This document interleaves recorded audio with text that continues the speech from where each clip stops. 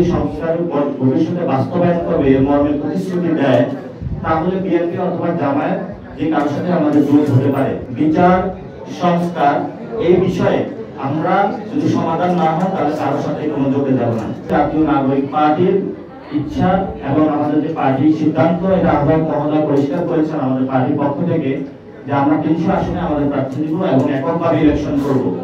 তবে একটি কথা থেকে যায়, যেহেতু বর্তমান পরিস্থিতিতে দেশ একটি সংকটকালীন মুহূর্তে রয়েছে, সেই জায়গাতে বিএনপি এবং জামায়াত ইসলাম যদি সংস্কার প্রক্রিয়াগুলো একটি জায়গাতে আসে এবং তারা যদি সংস্কার ভবিষ্যতে বাস্তবায়ন করবে এর মর্মে প্রতিশ্রুতি দেয়, তাহলে বিএনপি অথবা জামায়াত যে কারোর সাথে আমাদের জোট হতে পারে। কিন্তু আমাদের এই যে প্রাথমিক যে শর্তটা রয়েছে, বিচার সংস্কার এই বিষয়ে আমরা যদি সমাধান না হয় তাহলে কারোর সাথে কোনো জোটে যাব না।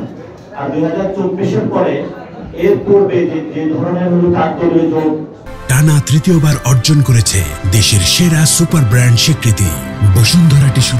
মহাজোট এটাই ভাবে কাজ করবে না। তারা জানেন প্রত্যেকটা পার্টি তার নিজস্ব প্রতীকে হলো নির্বাচন করতে হবে।